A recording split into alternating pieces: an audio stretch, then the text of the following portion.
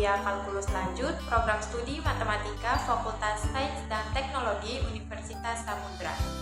Video ini kami buat untuk mencapai nilai ujian tengah semester mata kuliah kalkulus lanjut dengan dosen pengampu Ibu Nurfiana SPD MPMat. Dalam video ini kami akan membahas mengenai barisan tak terhingga, barisan monoton, dan deret tak terhingga.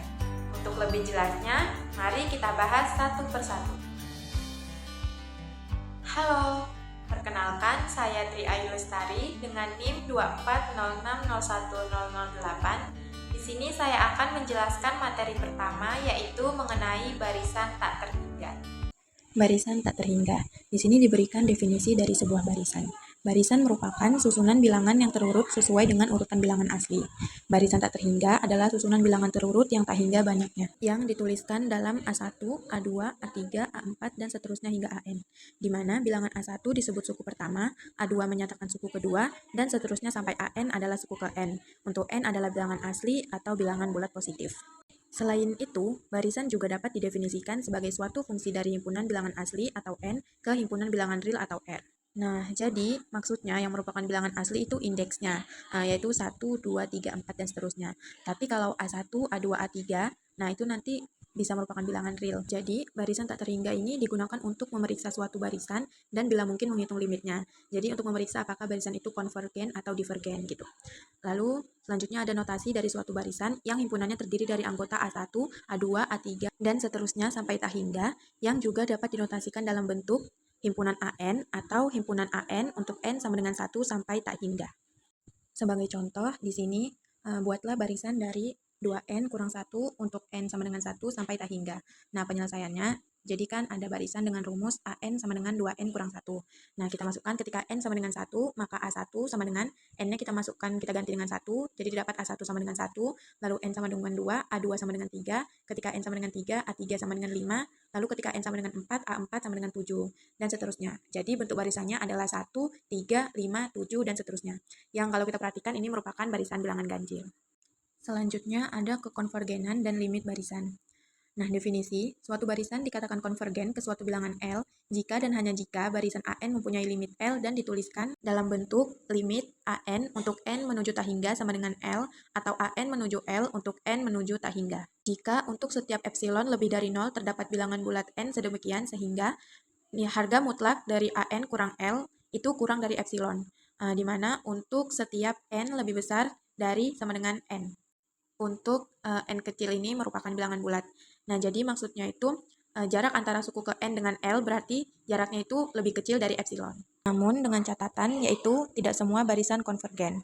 Barisan yang tidak konvergen disebut dengan barisan divergen.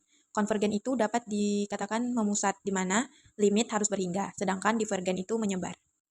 Lalu kita masuk ke teorema limit barisan. Misalkan AN dan BN barisan yang konvergen dan K merupakan konstanta, maka berlaku 5 teorema berikut. Yang pertama, limit K untuk N menuju tak hingga sama dengan K. Nah, maksudnya jika limit dari suatu konstanta untuk N menuju tak hingga, hasilnya adalah konstanta itu sendiri. Lalu yang kedua, limit K AN untuk N menuju tak hingga sama dengan K limit AN untuk N menuju tak hingga. Nah, jadi K-nya itu bisa kita pindahkan ke depan, di mana dia sebagai pengali.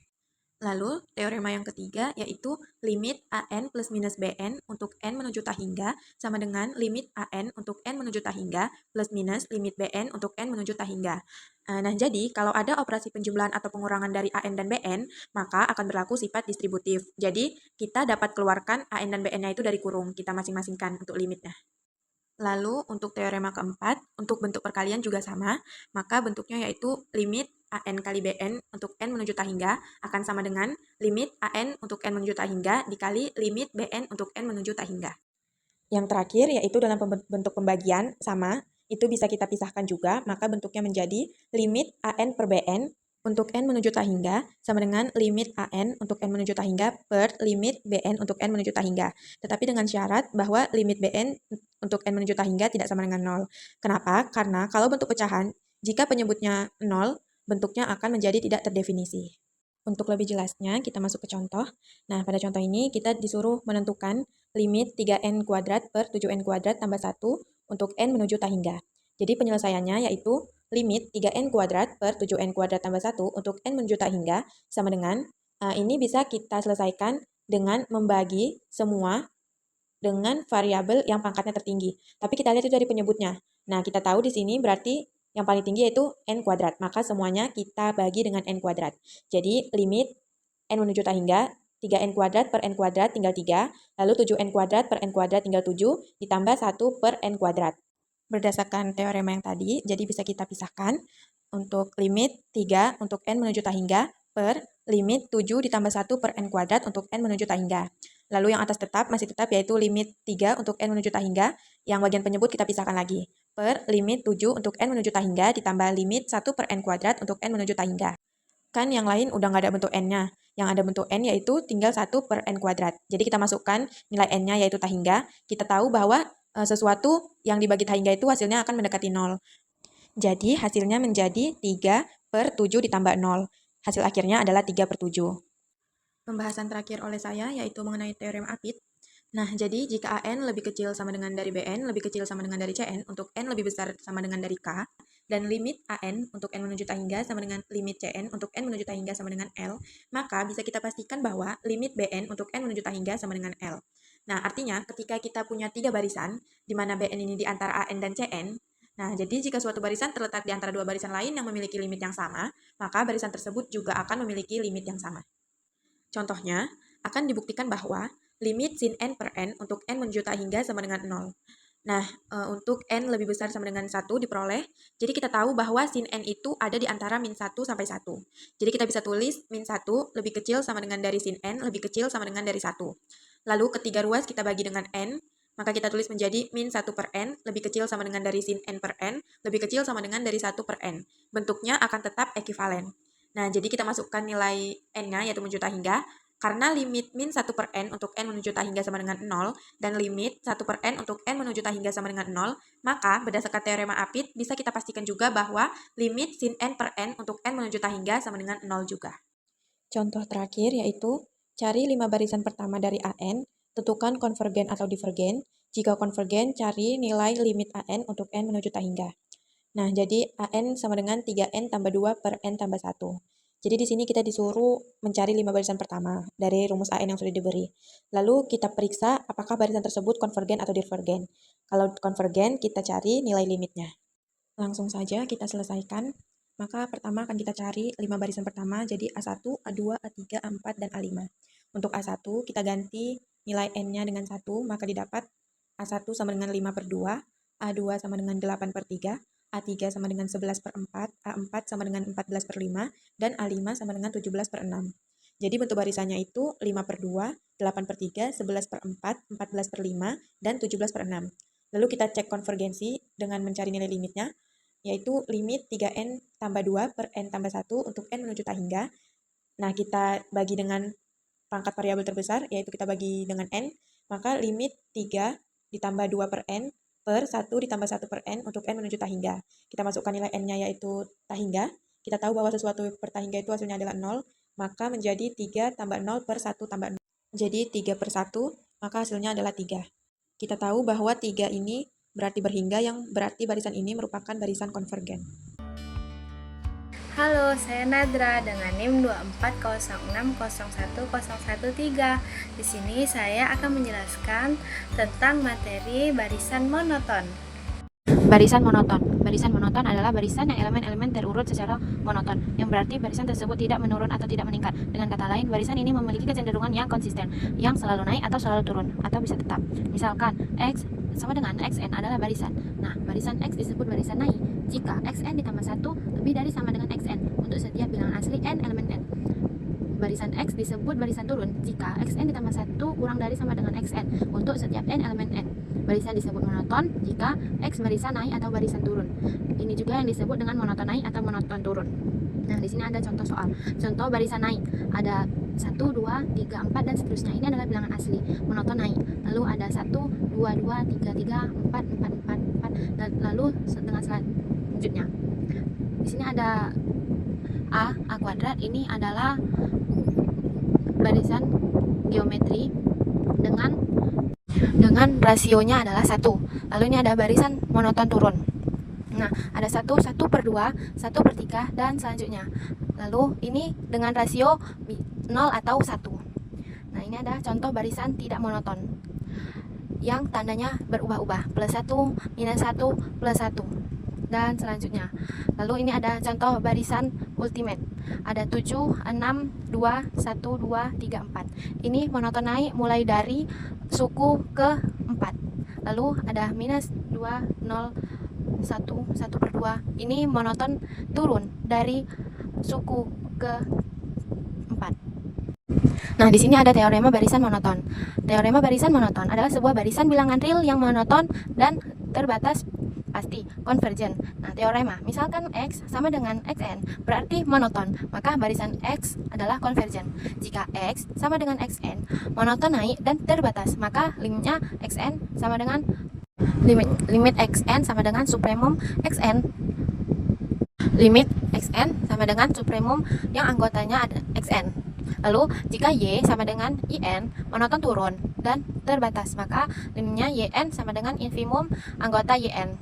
Contoh, misalkan kita memiliki barisan AN sama dengan N per N tambah 1. Jika kita menunjukkan bahwa barisan ini monoton naik dan terbatas di atas oleh 1. Oleh karena itu, berdasarkan teorema monoton, barisan ini pasti konvergen. Kita bisa menggunakan limit secara langsung dan mendapatkan lim n menuju tak hingga n per n ditambah 1 sama dengan 1. Sekarang kita masuk ke contoh soal barisan monoton naik. Nah, untuk buktikan bahwa barisan AN sama dengan n per n tambah 2 monoton naik dan terbatas di atas. Kemudian tentukan apakah barisan ini konvergen, dan jika ya, tentukan limitnya. Nah, di sini ada AN ditambah 1 lebih besar AN untuk semua N. Nah, AN ditambah 1 minus AN sama dengan N ditambah 1 per N ditambah 1 tambah 2.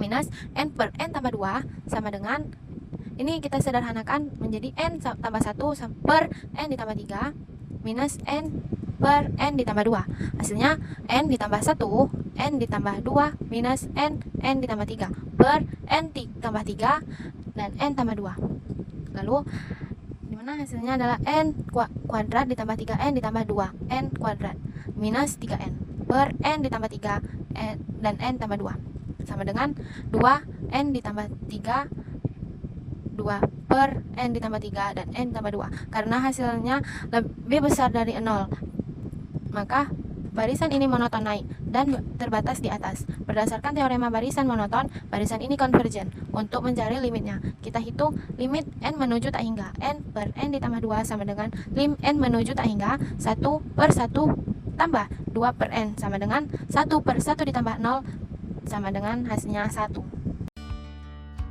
Halo, saya Badratul Makfira dengan NIM 2406010004.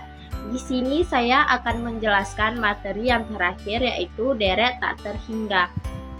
Yang terakhir yaitu deret tak terhingga. Definisi dari deret tak terhingga adalah penjumlahan dari suku-suku pada barisan yang banyaknya tidak terbatas. Contohnya 1 ditambah 1/2 ditambah 1/4 ditambah 1/8 sampai dengan n, di mana suku pertamanya ialah 1 dan rasionya 1/2. Cara mencari rasio ialah suku kedua dibagi suku pertama. Jadi setelah dapat rasionya, kita akan mencari deretnya, di mana rumus deret ialah A per 1 dikurang R. Jadi karena nilai A-nya 1 per 1 dikurang R-nya kan 1/2. Jadi 1 dikurang 1/2 sama dengan 2 per 1 sama dengan 2. Di mana notasi umum dari deret tak terhingga ialah sigma n sama dengan 1 sampai dengan tak hingga AN. Deret tak terhingga terbagi menjadi 2, yaitu deret konvergen, di mana jumlah totalnya mendekati suatu nilai tertentu. Syaratnya punya jumlah tertentu. Nilai mutlak R kurang dari 1. Di mana rumus untuk mencari deret konvergen ialah S sama dengan A per 1 dikurangin R. Yang kedua, deret divergen, yang dimana artinya jumlah totalnya tidak mendekati nilai tertentu, bisa tak hingga atau tidak terdefinisi. Syarat-syarat deret divergen ialah suku-sukunya tidak mendekati 0, jumlahnya bertambah terus tanpa batas. Baik, selanjutnya itu contoh soal nomor 1. Apakah deret di bawah ini konvergen atau divergen? Jumlah deretnya sigma K sama dengan 1 sampai dengan tak hingga 4 pangkat K ditambah 1 per 7 pangkat K dikurangi 1. Penyelesaiannya sigma K sama dengan 1 sampai dengan tak hingga 4 pangkat K ditambah 1 per 7 pangkat K dikurangi 1.